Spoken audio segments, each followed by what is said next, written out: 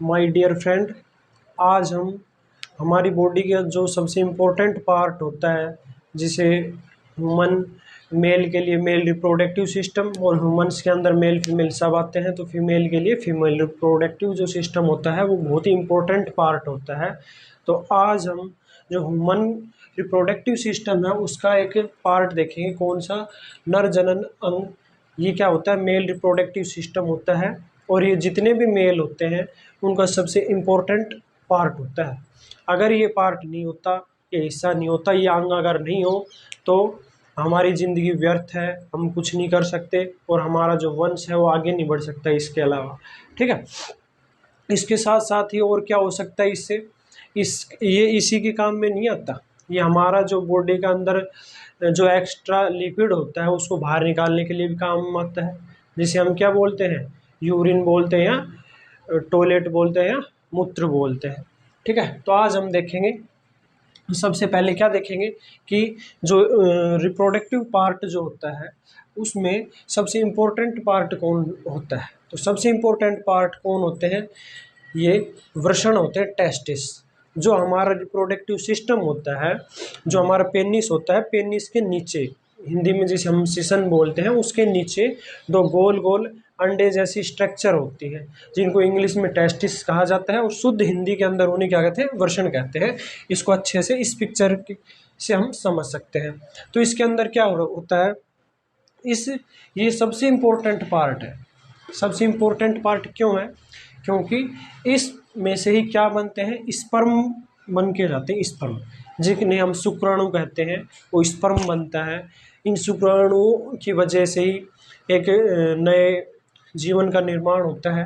ठीक है, तो यहाँ से इस टेस्टिस में से क्या होते हैं, स्पर्म निकलते हैं। तो सबसे इम्पोर्टेंट पार्ट होता है टेस्टिस, नंबर 1 बात। अब टेस्टिस जो गोल गोल रहते हैं, अंडे जैसी स्ट्रक्चर होते हैं, उन्हें टेस्टिस कहते हैं। और टेस्टिस के बाहर एक क्या रहता है, स्किन का क्या रहता है, कवर रहता है, जिसके अंदर टेस्टिस अंदर होते हैं, बाहर थोड़ी होते हैं, एक कवर के अंदर ही रहते हैं, स्किन का कवर होता है। उस स्किन के कवर को हिंदी के अंदर क्या कहा जाता है, अंडकोश या वृषणकोश कहा जाता है, और इंग्लिश में क्या बोलते हैं, स्क्रोटम।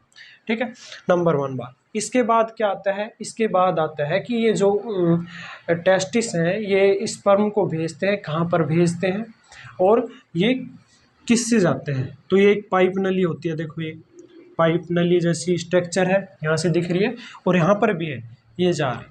इसमें से क्या रहते हैं, ये स्पर्म यहाँ से जाते हैं और कहाँ चले जाते हैं, मूत्राशय के अंदर, जिसे हम ब्लैडर बोलते हैं। ठीक है, ऐसे नहीं कि उसके अंदर ही घुल जाता, नहीं, ऐसा नहीं होता। उसके अंदर एक अलग जगह होती है, वहाँ पर इकट्ठे हो जाते हैं।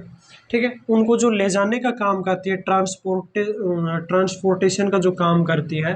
ठीक है, तो उन्हें क्या, उस पाइप नलिका को या लाइन जो भी रहता है उसको क्या बोलते हैं, स्पर्म डक्ट बोलते हैं। और हिंदी में क्या कहते हैं इसको, शुक्राणु वाहिनी या शुक्रवाहिनी नलिका या पाइप कहा जाता है। इसके बाद ये चले जाते हैं यहाँ पर। अब आगे देखते हैं, यहाँ से समझते हैं। ठीक है, अब उसके अलावा और कौन सा पार्ट होता है, उसके बाद एक पार्ट होता है पेनिस। पेनिस, ठीक है, ये भी इम्पोर्टेंट पार्ट होता है, लेकिन सबसे इम्पोर्टेंट ये होते हैं। अगर ये टेस्टिस नहीं होंगे तो कुछ नहीं हो सकता हमारा। और ये जो पेनिस है, ये पेनिस क्या काम करता है, ये जो मेल होता है, जो आदमी होता है, उसमें से इनको स्पर्म को या शुक्राणुओं को फीमेल जो बॉडी होती है, नर या नर से मादा के अंदर जो स्पर्म भेजा जाता है, उस भेजने का ट्रांसपोर्टेशन का काम करता है। ये भी ट्रांसपोर्टेशन के साथ साथ ट्रांसफर, मेल से फीमेल के अंदर भेजने का काम करता है कौन, पेनिस। इसको हिंदी में क्या कहते हैं, सिसन कहते हैं। ठीक है, इसके बारे में भी देखेंगे।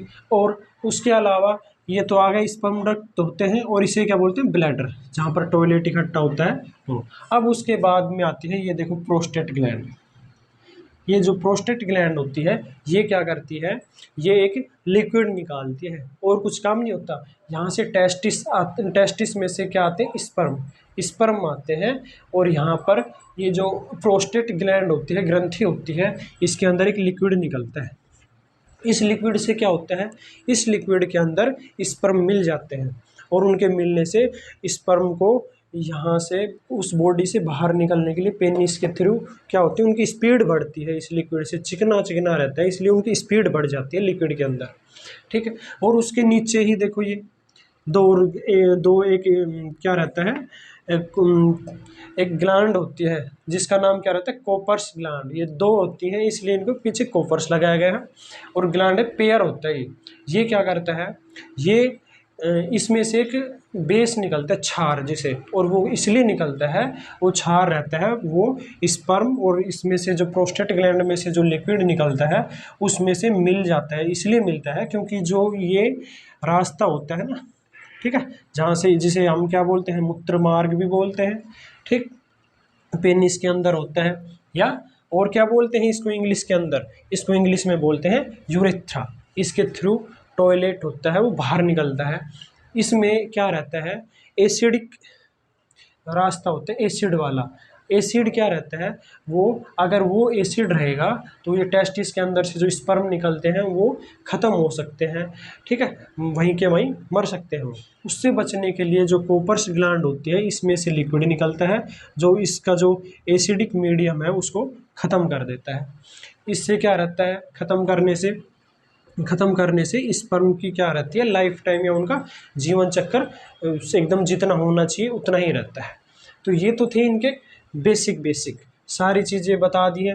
क्या रहता है, जो स्पर्म डक्ट पाइप होती है उसका दूसरा नाम भी रहता है क्या, वैस डिफरेंसेस, ठीक है, ये रहता है। अब ये तो इन चीज़ों का हो गया। अब देखो सबसे इम्पोर्टेंट उनमें से फिर क्या रहता है, पेनिस। जब हम नॉर्मल स्टेज के अंदर रहते हैं तो पेनिस का साइज छोटा रहता है, इतना रहता है। जब एक्साइटेड स्टेट में आ जाते हैं हम तो फिर क्या होता है, पेनिस का साइज बढ़ जाता है और नॉर्मल स्टेज में पतला रहता है, ठीक है। और दूसरी जब एक्साइटेड हम होते हैं तो क्या होता है, साइज लंबा हो जाता है, मोटा हो जाता है और वो एकदम स्ट्रेट हो जाता है, ठीक है। तो ये क्यों होता है, इस चीज़ को हम नेक्स्ट वीडियो में देखेंगे, पार्ट 2 में, जो जल्द ही आएगा। Okay, thank you. I hope आप इस टॉपिक को समझ पाए होंगे।